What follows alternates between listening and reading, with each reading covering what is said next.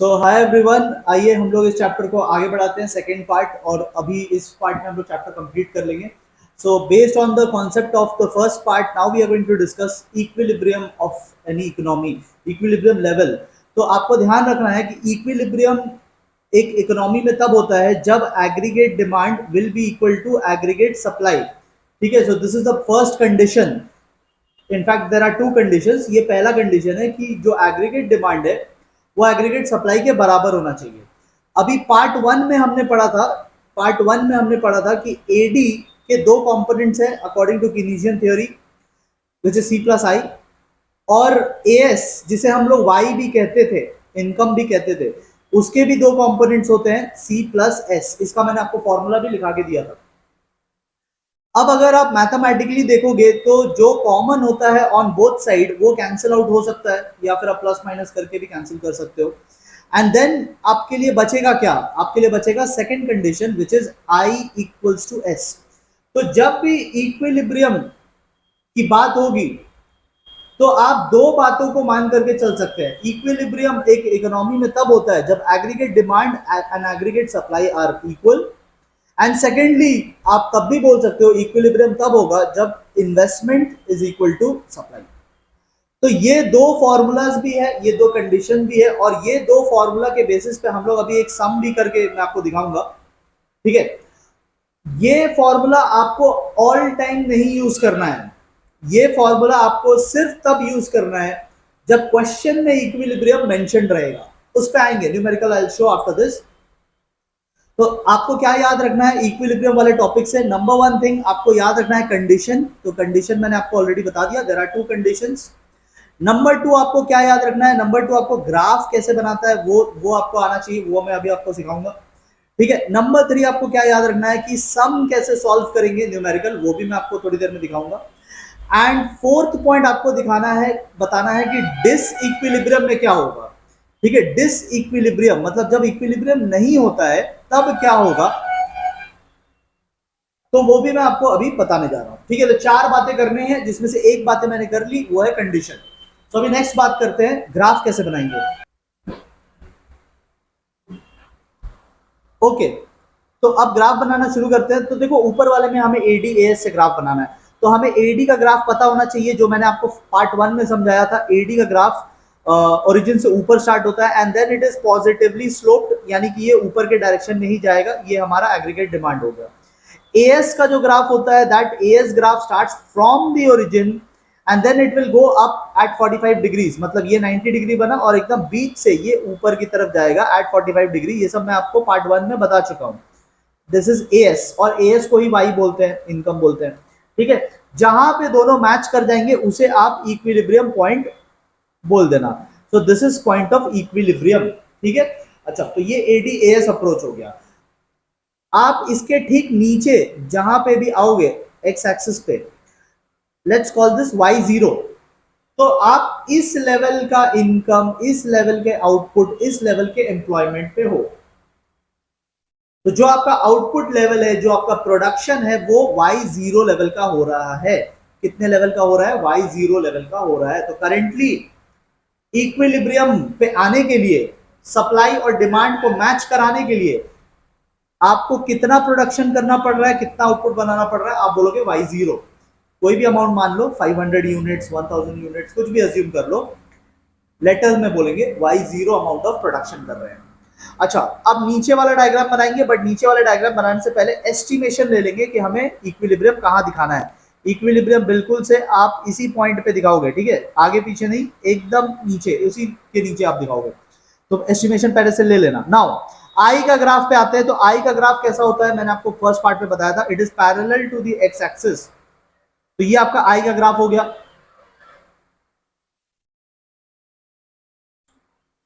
And savings का graph कैसा होता है? सेविंग्स का ग्राफ भी हमने पार्ट वन में किया था। It starts below the origin, origin से नीचे स्टार्ट होता है।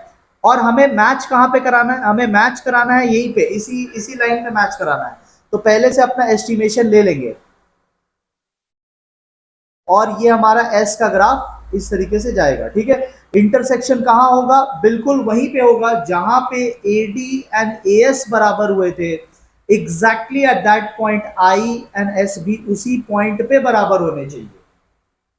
ठीक है, तो इंडिविजुअली बनाओगे, कंपोनेंट्स के हिसाब से बनाओगे, आराम से ग्राफ बनेगा, आराम से शेप ले लेगा, आपका कोई डिफिकल्टी नहीं है। एक बार बुक से देख के बनाओगे तो बहुत डिफिकल्ट लगेगा, but you have to make it separately. एक एक लाइन मैंने सेपरेटली बनाया, मैंने एडी को सेपरेटली बनाया, एएस को सेपरेटली बनाया, आई को सेपरेटली बनाया, एस को सेपरेटली बनाया, सबको सेपरेटली बनाया, ग्राफ अपने आप शेप ले ले रहा है। ठीक है, ओके। अच्छा, ये वाला पॉइंट क्या होगा, जहां पे S is cutting the X axis, ये वाले पॉइंट में एस इज इक्वल टू 0, इसको क्या बोलते थे, ब्रेक इवन पॉइंट बोलते थे, ब्रेक इवन पॉइंट हम लोग बोलते थे इसको। ठीक है, और यहाँ पे I is equal to S. ठीक है, तो ये इक्विलिब्रियम पॉइंट हो गया। तो ऊपर वाले पैनल में भी इक्विलिब्रियम पॉइंट आ गया, नीचे वाले पैनल में भी ठीक वहीं पे इक्विलिब्रियम पॉइंट आ गया। तो ये मैंने आपको ग्राफ भी बना करके दिखा दिया है। तो हमारा 2 डिस्कशन ओवर हो चुका है, पहला कंडीशन बता दिया, फिर ग्राफ मैंने बता दिया। अब मैं आपको एक बार पॉइंट नंबर 4 पे लेके चलता हूं कि डिस इक्विलिब्रियम होने पे क्या होगा। डिस इक्विलिब्रियम यानी जहां पे एडीएएस बराबर नहीं हो रहे हैं। तो इफ एडीएएस बराबर नहीं हो रहे देन क्या होगा, वो मैं आपको बात करता हूं पॉइंट नंबर 4 पे। आइए अब हम लोग बात करते हैं डिस इक्विलिब्रियम। डिस इक्विलिब्रियम का मतलब होता है कि ये दोनों बराबर नहीं होंगे, एडीएएस बराबर नहीं होंगे। डिस इक्विलिब्रियम होता है जब एडी ज्यादा हो जाए एएस से, या फिर एडी कम रह जाए एएस से, इसे बोलते हैं डिस इक्विलिब्रियम। तो ये बात करते हैं, तो इक्विलिब्रियम लेवल ऑफ आउटपुट क्या है, y0।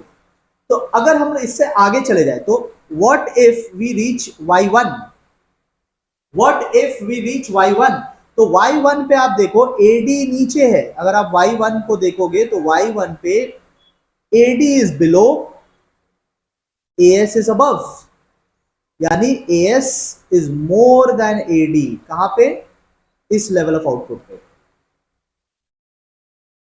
मतलब सप्लाई ज्यादा हो रहा है। ध्यान से सोचो, सप्लाई ज्यादा हो रहा है, डिमांड है नहीं। तो इससे क्या हो जाएगा, इससे इसका इफेक्ट ये होगा कि we will have unsold stock, we will have unsold inventory, our unsold inventory will increase. ये सब मैंने नोट्स में लिख के दिया है, अभी मैं आपको बस समझा दे रहा हूं। Everything is written in the notes, एक एक जिस तरीके से मैंने यहाँ डिस्कशन किया वैसे ही वहां पे लिखा, और वैसे ही आपको एग्जाम में लिख कर आना है। ठीक है, अभी मैं आपको समझा दे रहा हूं, जब AS is more than AD, यानी supply is more, supply is more, focus here, supply more है, डिमांड लेस है। आप ज्यादा सप्लाई कर रहे हैं तो आपका अनसोल्ड स्टॉक रह जाएगा, बेच नहीं पाओगे क्योंकि डिमांड तो है नहीं, तो आपके अनसोल्ड स्टॉक बढ़ेंगे, आपकी इन्वेंट्रीज बढ़ेगी। ये होगा y1 पे। अच्छा, y0 के पहले आए तो मतलब अगर यहां है, लेट्स से y2 पे आए तो क्या होगा, तो y2 पे देखते हैं ना क्या होगा। y2 पे ये देखो, AS is over here, AS नीचे एंड AD इज अबव, यानी AD is more than AS in this case। यहाँ पे AD is more than AS, मतलब डिमांड ज्यादा आ रहा है मार्केट में और हमने सप्लाई उतना किया नहीं है। तो यहां पे हमें क्या करना पड़ेगा, आउटपुट को बढ़ाना पड़ेगा। we'll have to do what, we'll have to increase the output, output को बढ़ाना पड़ेगा। तो वहां पे हमारा स्टॉक बढ़ रहा है, मतलब स्टॉक पाइलअप होता जा रहा है, इन्वेंट्री पाइलअप होती जा रही है, और यहां पे हमें प्रोडक्शन को बूस्ट अप करना पड़ेगा डिमांड से मैच कराने के लिए। सो इक्विलिब्रियम कहां होता है वो मैंने आपको बता दिया, इक्विलिब्रियम का ग्राफ कैसे बनता है वो भी मैंने आपको बता दिया, डिस इक्विलिब्रियम होगा तो क्या इफेक्ट होगा वो भी मैंने आपको बता दिया। ठीक है, सो बस इतना आप कर लेना। लास्ट टॉपिक हम लोग एक बार सम देख लेते हैं, एक सम को सॉल्व करके देखते हैं। तो ये सम आप कॉपी कर लो तो बेटर होगा। ठीक है, एंड हम लोग स्टार्ट करते हैं। तो यहाँ पे देखो आपको बताया हुआ कंजम्पशन फंक्शन। ठीक है, तो पहले मैं वो कॉपी कर लेता हूँ, C इज इक्वल टू 500।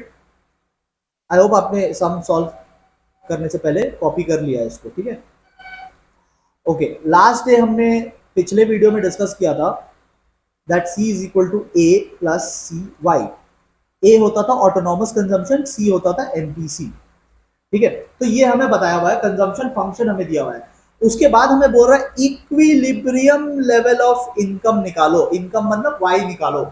तो they are asking Y, but क्या एनी वाई पूछ रहे हैं, no, equilibrium level of income पूछ रहे हैं। तो देखो जैसे ही इक्विलिब्रियम वर्ड पढ़ लो ना तो आपके दिमाग में एक बत्ती जलनी चाहिए, और आपको दो फॉर्मूलाज याद आना चाहिए कि इक्विलिब्रियम वर्ड यूज करे तो आप ये वाला फॉर्मूला यूज कर सकते हो और ये वाला फॉर्मूला भी यूज कर सकते हो। You can use two formulas. अगर इक्विलिब्रियम वर्ड मेंशन है तो आप दो फॉर्मूला यूज कर सकते हैं, राइट? तो आपको बोल रहा है आप इक्विलिब्रियम लेवल ऑफ इनकम निकालो एंड इन कंजम्पशन भी निकालो, यानी सी भी निकालो, वाई भी निकालो।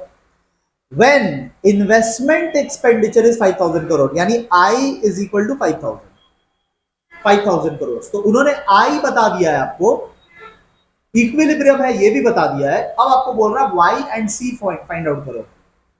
तो Y फाइंड आउट करना है, C फाइंड आउट करना है, और I बता रखा है 5,000।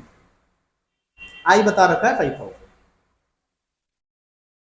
सो अब कैसे सॉल्व करेंगे इसको? देखो I अगर 5,000 है तो S भी 5,000 होगा, क्योंकि इक्विलिब्रियम में दोनों बराबर होते हैं। So if I is 5,000 crores, then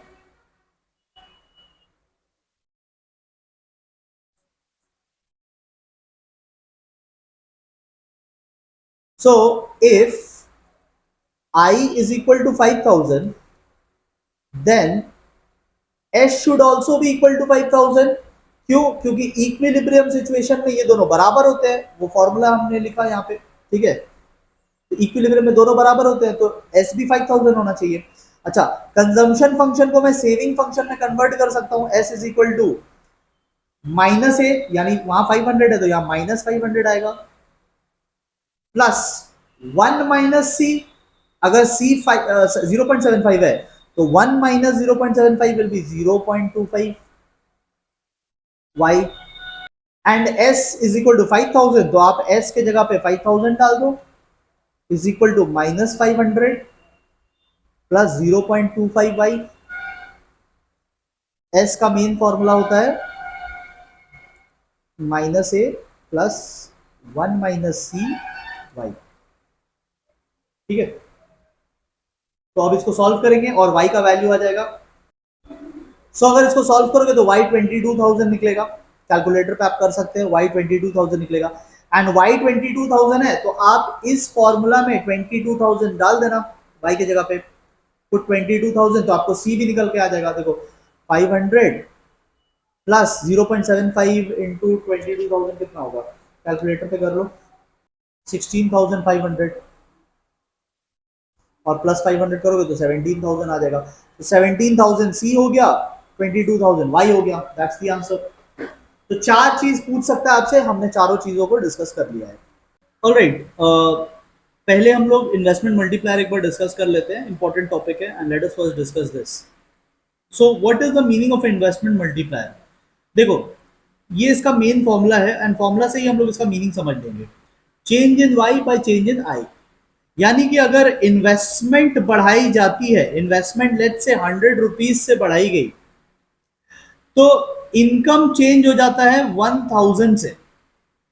आप इसको सॉल्व करोगे तो आंसर आएगा 10। It means that 10 times is the investment multiplier. मतलब 10 टाइम्स का क्या मीनिंग निकला? मतलब आप अगर कोई इन्वेस्टमेंट करते हैं तो वो मल्टीप्लाई होकर 10 टाइम्स इनकम बन जाएगा। आप अगर कहीं पैसा लगाते हैं 100 रुपीज, तो वो 10 टाइम्स ग्रो करेगा and it will become 1,000 rupees. तो इन्वेस्टमेंट कहीं पे भी करने से पहले हमें उस इन्वेस्टमेंट का मल्टीप्लायर चेक कर लेना चाहिए। Higher the multiplier, better will be our investment decisions. तो इकोनॉमी में भी इन्वेस्टमेंट मल्टीप्लायर होता है, और कोई भी इन्वेस्टमेंट करने से पहले, यानी किसी भी प्रोजेक्ट में पैसा लगाने से पहले, गवर्नमेंट को चेक कर लेना चाहिए कि उस प्रोजेक्ट का इन्वेस्टमेंट मल्टीप्लायर कितना है। If the investment multiplier is 10, the government can go ahead with the project. अगर किसी दूसरे प्रोजेक्ट का investment multiplier is 13, then the government should go ahead with that multiplier project, क्योंकि वहां ज्यादा इनकम ग्रो होगा। If the investment multiplier is very less, इसका मतलब वो प्रोजेक्ट उतना वर्थ इन्वेस्टिंग नहीं है, उसमें पैसा नहीं लगाना चाहिए। तो ये तो हो गया इन्वेस्टमेंट मल्टीप्लायर का मतलब। एग्जाम में जनरली बच्चे जहां फंसते हैं वो है इन्वेस्टमेंट मल्टीप्लायर का मैकेनिज्म, समझा नहीं पाते हैं। तो देखो, इसको समझाने के लिए आपको कुछ बातें दिमाग में रखनी पड़ेगी, और सबसे पहला बात ये आपको माइंड में रखना पड़ेगा कि one person expenditure is another person income. तो ही आप ये मैकेनिज्म समझा पाएंगे। दूसरी बात, आपको यहाँ पे एमपीसी अज्यूम कर लेना होगा। आप कुछ भी अज्यूम कर सकते हैं, मैंने 0.9 अज्यूम किया है, आप 0.8 भी कर सकते हैं, 0.10 भी कर सकते, कुछ भी, मतलब यू कैन अज्यूम एनीथिंग। मैंने 0.9 अज्यूम किया है, ठीक है। अच्छा, 0.9 का मतलब 90% होता है, ठीक है। 0.9 कहो या आप 90% कहो, क्योंकि 90% ही तो 90/100 होता है, एंड विच इज 0.9। तो 0.9 का मतलब 90%। इसका मतलब हम लोग जितना भी कमाएंगे उसका 90% कंज्यूम करेंगे। एमपीसी है ना, मार्जिनल प्रोपेंसिटी टू कंज्यूम, मतलब our capacity to consume is 90% of what we are earning. तो जितना भी इनकम होगा उसका 90% we are going to consume, या फिर 0.9, that is what we are going to consume. तो ये हमने दो अजम्पशन लिया। अब मैं आपको टेबल से समझा देता हूं। टेबल आपका ये कहता है कि जब चेंज इन आई आता है, चेंज इन इन्वेस्टमेंट, किसी प्रोजेक्ट में पैसा लगाया गया, लेट्स से सरकार ने कुछ कंस्ट्रक्शन करवाया, ब्रिज बनवाए, रोड बनवाए, ऐसा कुछ कंस्ट्रक्शन एक्टिविटी सरकार ने करवाया, जिसमें 100 करोड़ का खर्चा आया, ठीक है, 100 करोड़ का खर्चा आ गया। अब सरकार ने ये खर्चा किया है, तो देखो, एक का खर्चा किसी और का तो इनकम बनेगा, तो ये किसी का इनकम बन गया। जो लेबर्स काम किए, जो इंजीनियर्स काम किए, जो कंपनीज उस कंस्ट्रक्शन में इन्वॉल्व थी, ये 100 करोड़ उधर ट्रांसफर हो गया। एक जन को नहीं, बहुत सारे लोगों को ट्रांसफर हुआ। इसमें काफी सारे लेबर्स भी है, काफी सारे इंजीनियर्स भी है, काफी सारे कंपनीज इसमें इन्वॉल्व है, तो बहुत सारे लोगों को सरकार का 100 करोड़ उधर ट्रांसफर हो गया। तो सरकार का investment expenditure became income for some other people. अब एमपीसी अगर 0.9 है, तो 100 का 0.9 यानी 90% खर्च हो जाएगा, और बाकी 10% सेव हो जाएगा। तो जो लोग भी कमा रहे हैं, जो इंजीनियर्स, जो लेबर्स, जो वर्कर्स, जो एम्प्लॉइज, जो स्टाफ, जितने भी लोगों ने कमाया, अब उन लोगों ने 90% खर्च कर दिया, तो वो 90% हम यहां पे देख सकते हैं कंजम्पशन हो गया। अब ये जो वो लोग जो 90% खर्च कर रहे हैं, expenditure of one will become income of another. तो ये 90% जो उन्होंने खर्च किया, ये किसी और का इनकम बन गया। मान लो उन लोगों ने कपड़े खरीदने में पैसे लगाए, सबने अलग अलग अपना अपना सबने कपड़ा खरीदा, तो 100 कमाने वाले लोगों ने 90 का कपड़ा खरीद लिया। तो खरीदने वाले का तो खर्चा है, बट कपड़ों वाले के लिए तो इनकम है। तो 90 का इनकम जनरेट हो गया इकोनॉमी में, वही पैसा घूम रहा है। अब कपड़े वाले ने 90 कमाया, तो एमपीसी बीइंग 0.9, वो 81 का खर्च करेंगे। मान लो वो लोग टेलीविजन सेट्स खरीद रहे, इलेक्ट्रॉनिक आइटम खरीद रहे, तो वो अपना 90% खर्च करेंगे, बाकी 10% सेव करेंगे। सो 90% इज बीइंग स्पेंट, या फिर आप इसको 0.9 भी बोल सकते हो। 90% सॉल्व करोगे तो 0.9 ही आएगा। एंड 10% इज बीइंग सेव्ड, या आप इसको 0.1 भी कह सकते हो। एपीसी और एपीएस मिला के तो 1 आना चाहिए, एमपीसी और एमपीएस मिला के 1 आना चाहिए, तो एमपीसी एमपीएस मिला के 1 आएगा। अब ये जो 81 का खर्चा हुआ, ये किसी और के लिए इनकम बन गया, फिर वो 90% खर्च करेगा, फिर वो 90% किसी के लिए इनकम बनेगा, फिर वो और ऐसे करके ये टेबल चलता रहेगा। आपको इतना बनाने का जरूरत नहीं है, आप 2 लाइन भी बना दिए काफी है। मैंने तो यहाँ 4-5 लाइन बना के दिया है। राउंड 4 तक मैंने डेटा दिया है, बट आपको राउंड 4 तक पहुंचने की जरूरत नहीं। आप बस फर्स्ट 2 राउंड्स बनाओ, बाकी फिर dot dot dot dot dot dot दे दो। नीचे का टोटल कैसे लिखेंगे? 1000 कैसे आ गया? हाउ विल 1000 कम? देखो, जब आप पूरे ये वाई वाले बॉक्स को ऐड करोगे तो total will be 1000। How do I know कि 1000 ही आएगा? फॉर्मूला के हेल्प से। फॉर्मूला के हेल्प से देखो, कुछ मिटा दे क्या? यहाँ पे बहुत सारी चीजें दिख रही हैं, तो कुछ मिटा देते हैं, थोड़ा क्लैरिटी आ जाएगा, ठीक है।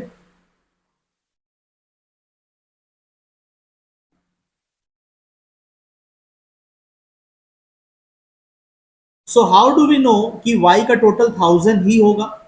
देखो,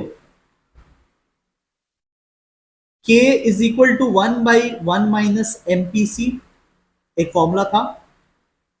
k इज इक्वल टू 1/1 माइनस 0.9, k is equal to 1/0.1, solve करोगे तो आएगा 10। तो k की वैल्यू आई 10। k मतलब इन्वेस्टमेंट मल्टीप्लायर, मतलब मल्टीप्लायर है 10। इसका मतलब आप जितना भी इन्वेस्टमेंट करेंगे वो 10 गुना इनकम जनरेट करेगा। तो इन्वेस्टमेंट कितना किया था? 100, तो 100 को 10 गुना कर देंगे तो कितना आएगा? 1000। That is why I got 1000।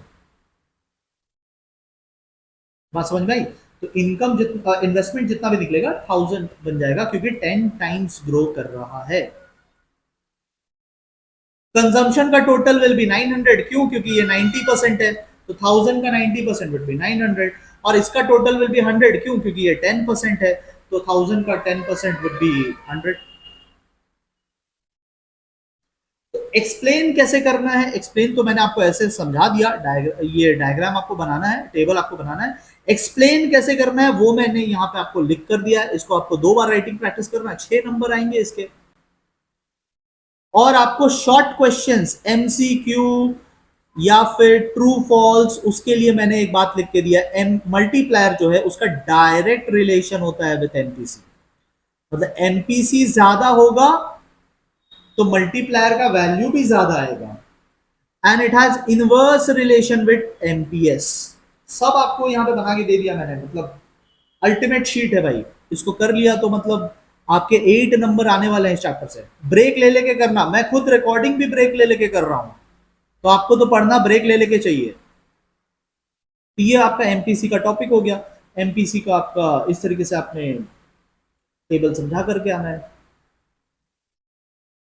और बाई चांस अगर आपको ग्राफ बनाने बोल दे, सॉरी एमपीसी नहीं, इन्वेस्टमेंट मल्टीप्लायर, इन्वेस्टमेंट मल्टीप्लायर का मैंने पूरा मैकेनिज्म समझा दिया, कैसे ये टेबल काम करता है वो आपको समझा दिया, टेबल बनाना कैसे है, ये फिगर्स कैसे आएंगे, किस बेसिस पर आएंगे, ये सब मैंने आपको यहाँ पे लिख कर दे दिया। एक्सप्लेनेशन कैसे लिखना वो भी मैंने वहां पे लिख दिया। तो एवरीथिंग आई हैव रिटन। अब आपको खाली लिख करके आना है इसको एग्जाम में। अगर बाई चांस डायग्राम आ जाए, बाई चांस, तो डायग्राम कैसे बनता है वो भी मैं आपको एक बार दिखा देता हूं। आइए, तो अगर इन्वेस्टमेंट मल्टीप्लायर का डायग्राम बोलेगा तो क्या करेंगे, कैसे बनाएंगे? देखो, इन्वेस्टमेंट मल्टीप्लायर होता क्या है? कोई भी डायग्राम बनाने से पहले ना सोचना किसका डायग्राम बना रहे हो, उसका फॉर्मूला क्या है। तो ये है उसका फॉर्मूला, ठीक है। अच्छा, तो पहले आप क्या करो, आपको बताना है change in I and change in Y का इफेक्ट। तो आप क्या करेंगे, एडी का डायग्राम बनाइए। एडी में क्या होता है? सी प्लस आई, इन्वेस्टमेंट का मुझे जरूरत आएगा अभी। और आप इनकम बना लो, ये हो गया इनकम, ठीक है। अच्छा, जहां पे दोनों इनकम ही तो एएस होता है, इनकम ही तो एएस होता है,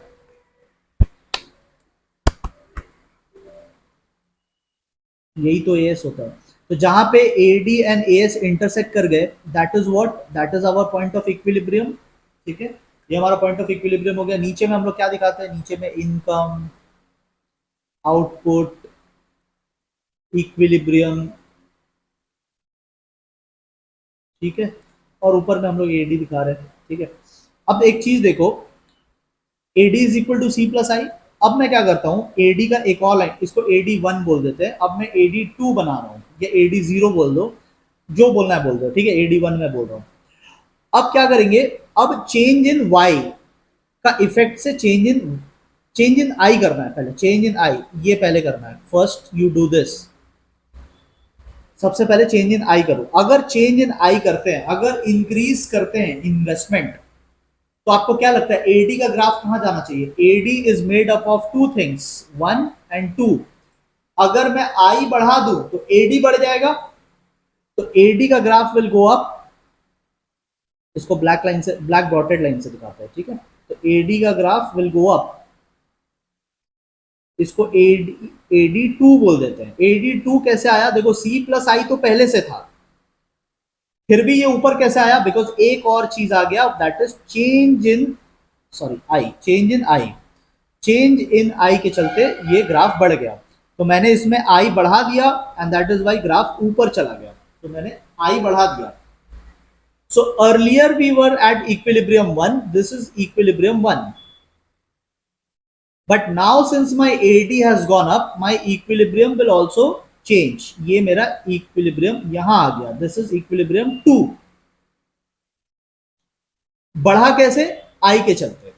आप देखोगे दोनों में एक ही फर्क है, दोनों में एक ही डिफरेंस है। सी प्लस आई तो यहां पे भी था, सी प्लस आई यहां पे भी है, बट उसमें एक और चीज जुड़ गया, that is change in I, change in investment, ये वाला चीज। ठीक है, तो चेंज इन इन्वेस्टमेंट को ग्राफिकली कैसे दिखाओगे? चेंज इन इन्वेस्टमेंट को ग्राफिकली हम लोग ऐसे दिखाएंगे, ये जो गैप बन रहा है ना, this gap, this is change in investment. इन दोनों लाइन में एक ही फर्क है और वो है चेंज इन इन्वेस्टमेंट का, तो that gap is change in investment. But change in Y कैसे दिखाएंगे? तो देखो, इसको आपको नीचे ड्रैग करना पड़ेगा, you have to drag this line नीचे, ये y1 हो जाएगा। नीचे में हम लोग इनकम दिखा रहे हैं ना, ये y1 इनकम 1 होगा। और इक्विलिब्रियम 2 से जब आप ड्रॉप करोगे तो ये y2 हो जाएगा। तो y1 और y2 में क्या फर्क आया? इतना बड़ा फर्क आया, आई से ज्यादा फर्क आया। So this is change in Y. तो इन्वेस्टमेंट मल्टीप्लायर का अगर डायग्राम बोलेगा ना, तो आपको समझना है कि इन्वेस्टमेंट मल्टीप्लायर में दिखाते क्या है। इन्वेस्टमेंट मल्टीप्लायर में ये दो चीज दिखाते हैं, change in Y, change in I, दो चीज दिखाते हैं। तो मैंने यहाँ चेंज इन आई दिखा दिया और नीचे में मैंने चेंज इन वाई दिखा दिया, तो ये चेंज दिखाना है बस।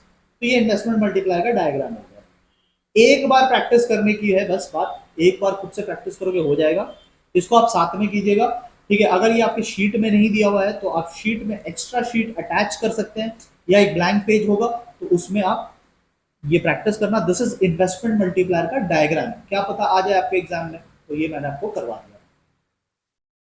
ओके, चलिए इस के कॉन्सेप्ट पे एक सम कर लेते हैं हम लोग। तो देखो यहाँ पे पहले आप इस क्वेश्चन को कॉपी कर लेना, ठीक है। यहाँ पे बोल रहा है actual level of income, actual level मतलब current level of income. So current income वो आपको दिया हुआ है 500 करोड़, ठीक है। और बोल रहा है कि full employment level of income, मतलब फुल इनकम कितना हो सकता है, मैक्सिमम इनकम कितना हो सकता है। मैक्सिमम इनकम हो सकता था 800 करोड़, ठीक है। करेंटली कितना है 500, और कहां तक पहुंच सकते हो फुल इनकम पे, कहां तक पहुंच सकते हो फुल एम्प्लॉयमेंट पे, कहां तक पहुंच सकते हो 800 करोड़ तक, ठीक है। फिर आपको एक लाइन बोल रहा है 1/4 of the additional income is saved, saved बोला है यानी एमपीएस बोला है। एमपीएस इज 0.25, 1/4 बोला है ना, तो 0.25 होगा, क्योंकि 1/4 को जब सॉल्व करोगे तो 0.25 आएगा। एमपीएस 0.25 बोला है, वो बोला कि जितना भी एडिशनली कमाओगे, जितना भी एक्स्ट्रा कमाओगे, उसका 1/4 आप सेव करते हो। एमपीएस क्या होता है? What you saved out of what you earn, increased saving divided by increase income. तो यहाँ एडिशनल वर्ड बोला ना, तो एडिशनल मतलब इंक्रीज। तो जितना भी कमाएंगे, अगर हम 4 रुपए कमा रहे हैं तो उसका 1 पार्ट हम सेव कर रहे हैं, तो 0.25 इज एमपीएस। आपको बोल रहा है कैलकुलेट करो इन्वेस्टमेंट, मतलब आई, इंक्रीज इन इन्वेस्टमेंट मतलब change in I, increase in investment calculate करो, जिससे कि हम फुल एम्प्लॉयमेंट पे पहुंच जाए। तो एक बात बताइए, फुल एम्प्लॉयमेंट है कितने पे? 800 पे है। तो अभी हम लोग करेंटली कहां है? 500 पर है। तो वहां तक पहुंचने के लिए इंक्रीज इन वाई कितना लगेगा? Increase in Y should be how much? 300। Change in Y कितना लगेगा? 300, ठीक है। ओके, सो अब हमें चेंज इन आई कैलकुलेट करना है। तो देखो k is equal to change in Y by change in I, इससे हमारा चेंज इन आई निकल जाएगा। आई नो कि change in Y will be how much? 300, but I don't know the value of K. अगर value of के पता होता तो चेंज इन आई निकल जाता। इसका मतलब मुझे पहले के का वैल्यू फाइंड आउट करना पड़ेगा। तो आइए पहले के की वैल्यू फाइंड आउट करते हैं। तो के का 3 ही फॉर्मूला होता है, एक फॉर्मूला तो यहाँ लिखा हुआ है, दूसरा फॉर्मूला होता है 1/1 माइनस एमपीसी, एंड थर्ड फॉर्मूला होता है k is equal to 1/nps। तो कैन आई से I can use this third formula, because nps मुझे पता है 0.25, तो k इज इक्वल टू 1/0.25, तो k हो जाएगा 4, k की वैल्यू आएगी 4। तो यहां पे मैं लिख देता हूं 4 is equal to 300 by change in I. अब इसको आप सॉल्व करोगे तो change in I will be 75। तो ज्यादा कुछ नहीं है, ठीक है।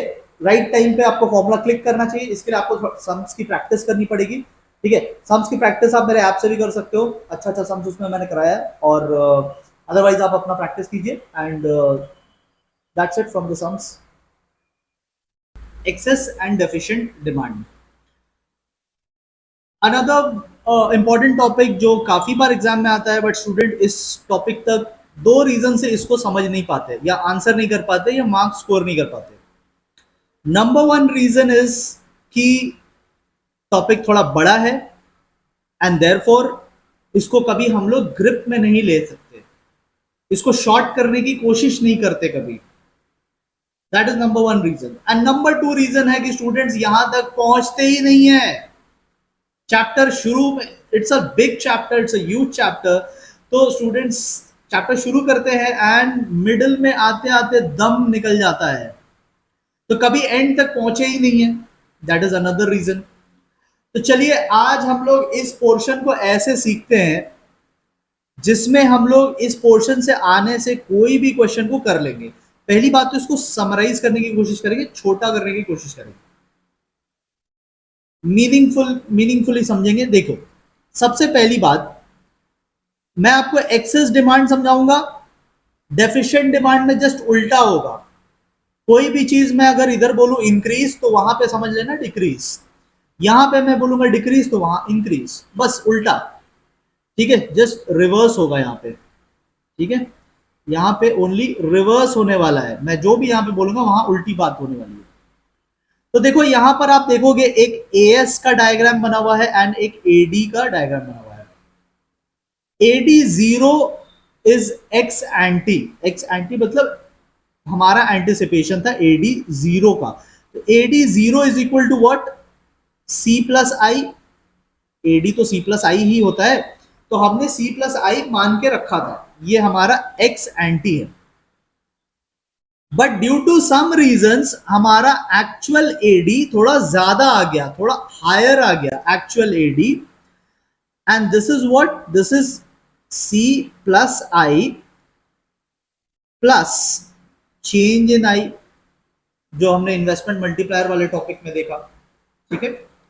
तो due to some reason AD has increased. अब एडी काफी रीजन से इंक्रीज हो सकता है, यहां पे मैंने आपको काफी सारे कॉजेज दे रखे हैं, आप एनी टू लर्न करके चलोगे। जैसे पहला वाला कॉज है कि एमपीसी बढ़ गया, लोगों की कंजम्पशन करने की इच्छा बढ़ गई। लोग पहले 80% एमपीसी रखते थे, अब 90% एमपीसी रख रहे, people are now wanting to consume more, that could be one reason. हो सकता है इन्वेस्टमेंट बढ़ जाए, मैंने जो आपको डायग्राम में बना के दिखाया वो इन्वेस्टमेंट बना के दिखाया, तो इट कैन बी एनीथिंग।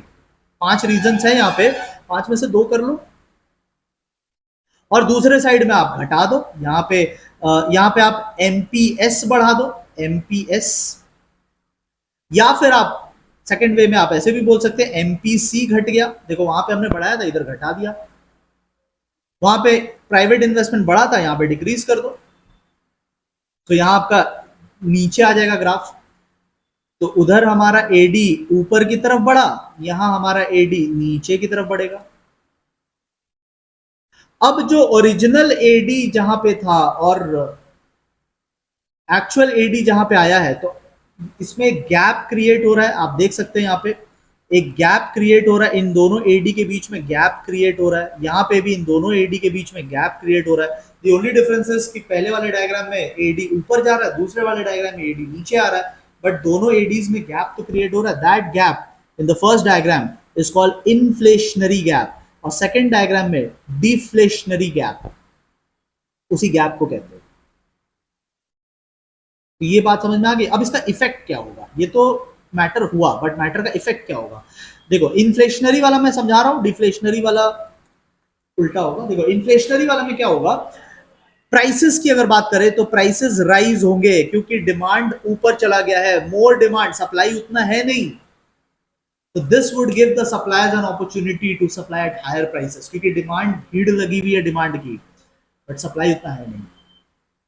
अच्छा, आउटपुट पे क्या इफेक्ट पड़ेगा? No effect, no effect, output पे नो इफेक्ट। व्हाई? बिकॉज हमारा दो अजम्पशंस है, आप भी लिखते हुए चलना। हमारे दो अजम्पशंस है। Number one, we are assuming that we are working at full output level, मतलब हम already full output level, full capacity पे काम कर रहे हैं। ठीक है, economy is at full employment level, already we are operating at full level, जितना कैपेसिटी था ऑलरेडी पूरा लगा चुके हैं। सो कुछ आइडल है, बचा ही नहीं है, there is no idle capacity, तो हम बढ़ा नहीं पाएंगे। ऑल्दो डिमांड ज्यादा आ रहा है बट डिमांड को केटर नहीं कर पाएंगे। एंड एम्प्लॉयमेंट पे क्या इफेक्ट पड़ेगा? नो इफेक्ट, क्योंकि ऑलरेडी फुल एम्प्लॉयमेंट पे है ना।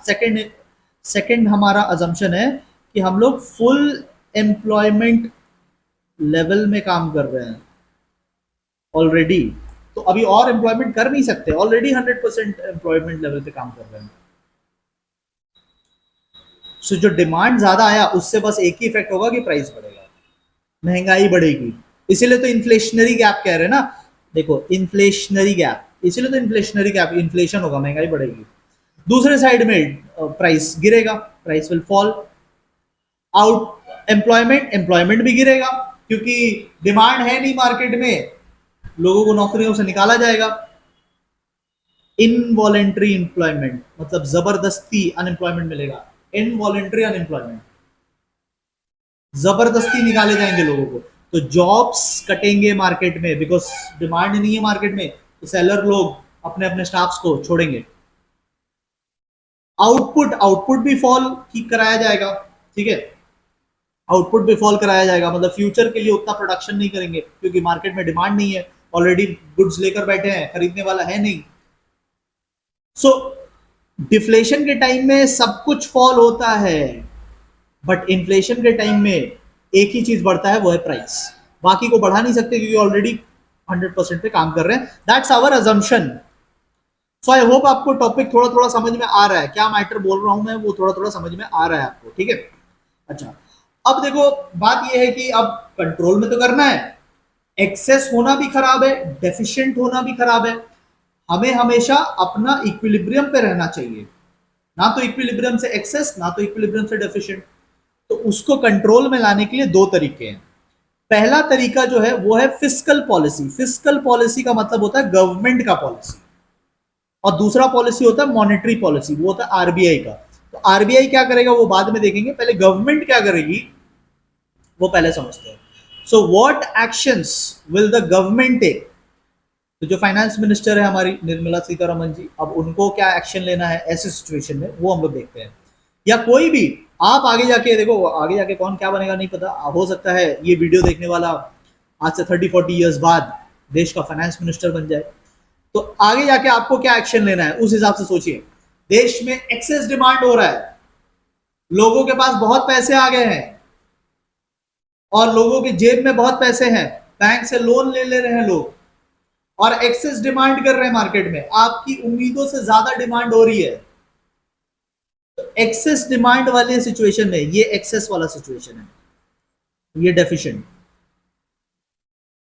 एक्सेस वाले सिचुएशन में एज अ फाइनेंस मिनिस्टर आप क्या करेंगे? गवर्नमेंट, आपकी गवर्नमेंट चल रही है, आप क्या करोगे? डेफिशिएंट वाला जो उल्टा है, मैं आपको एक्सेस वाला समझाता हूं। टैक्स, टैक्स क्या करेंगे? बढ़ा देंगे टैक्स। टैक्स बढ़ा देंगे तो लोगों की जेब से पैसा कमेगा, लोग डिमांड करना बंद करेंगे। फिर अभी हमारा कंट्रोल क्या करना है? डिमांड को रोकना है। सेकंड, पब्लिक एक्सपेंडिचर डाउन कर देंगे। पब्लिक एक्सपेंडिचर मतलब गवर्नमेंट एक्सपेंडिचर। तो सरकार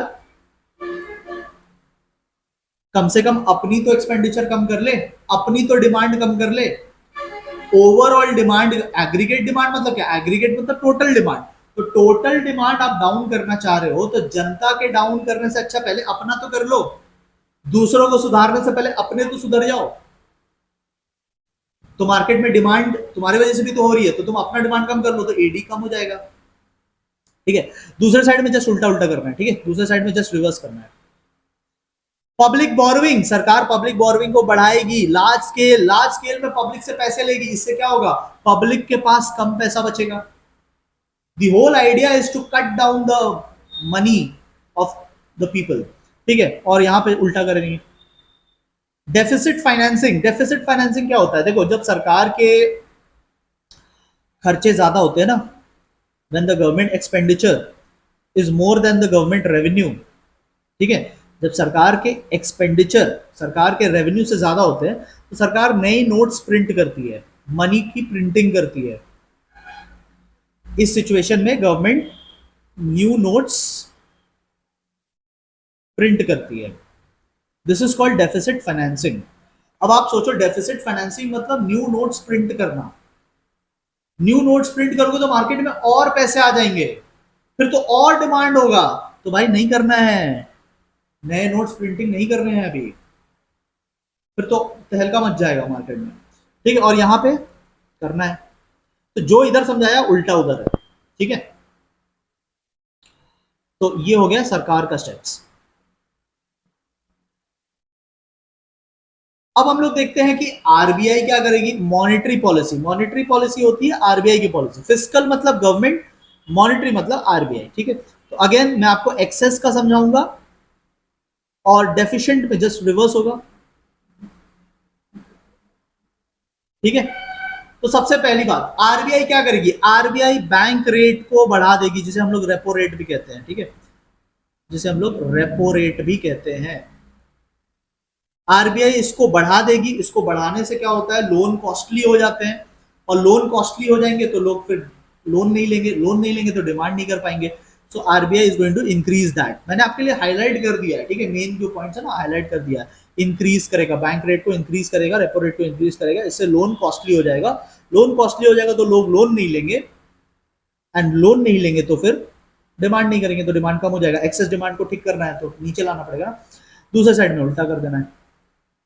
ओपन मार्केट ऑपरेशन, आरबीआई यहां पे सेल करेगी। क्या सेल करेगी, सिक्योरिटी सेल करेगी। तो लोग बाई करेंगे, और लोग बाई करेंगे तो लोगों का पैसा आरबीआई अपने तरफ खींच लेगी। When RBI will sell, people will buy, and when people will buy, people will give their money to RBI. तो अगर सारा पैसा इधर आ जाएगा तो फिर मार्केट में डिमांड नहीं होगा, और दूसरे साइड में उल्टा बाई करना होगा सिक्योरिटीज को। रिजर्व रेशियो इनको बढ़ा दिया जाएगा। इसको बढ़ा देने से मार्केट में लोन कम जाता है। ये बैंकिंग चैप्टर में हमने डिटेल में देखा है। सीआरआर अगर बढ़ जाता है, या एसएलआर, सीआरआर एंड एसएलआर ये अगर बढ़ जाते हैं तो loan giving capacity of the bank decreases. तो इससे कम लोन जाएगा मार्केट में। देखो यहां पे लिखा हुआ भी है, this reduces the loan giving capacity of the commercial banks. तो लोन नहीं जाएगा तो मार्केट में पैसा नहीं आएगा, और पैसा नहीं आएगा तो डिमांड नहीं होगा। तो इसको बढ़ाने से मार्केट में डिमांड कम हो जाता है। दूसरे साइड में जस्ट उल्टा करना है। ठीक है, क्वेश्चन मैंने 2 साल का दिया है, बट 2 साल से बहुत बार एक्स्ट्रा आया है, और ज्यादा क्वेश्चन आए हैं यहाँ से। ठीक है, तो आप ऐसा मत समझना कि 2 ही बार आया है, बहुत बार आया है, बट सेम क्वेश्चन था तो मैंने रिपीट नहीं किया। अदरवाइज यहाँ से 6-7 बार क्वेश्चन आए हैं। ठीक है, तो इजी पोर्शन है यार, उतना वो डिफिकल्ट नहीं है। इसको बस कंट्रोल में लेने के लिए आपको कॉन्सेप्ट समझना होगा। मैंने अपने तरफ से एफर्ट दिया है इसको नोट्स को शॉर्ट करने के लिए, हाईलाइट कर दिया आपके लिए, यहाँ पे एरोज से भी बना दिए। अब बस आपको थोड़ा टाइम बिताना है, ये हो जाएगा। ठीक है, बाकी जो पोर्शन है इस चैप्टर के वो इजी है। ये डिफिकल्ट सीरीज कर रहे हैं हम लोग, डिफिकल्ट टॉपिक की सीरीज कर रहे थे, बाकी तो इजी है। तो आई होप कि इस वीडियो के बाद आपको इस चैप्टर में बहुत हेल्प मिलेगा, और आपको 8 मार्क्स इस चैप्टर से जो आएंगे उसको स्कोर करने में हेल्प मिलेगा। ठीक है, मेन नोट से भी आपको पढ़ना है, और मेन नोट से इसको सप्लीमेंट करना है। ठीक है, thank you so much everyone.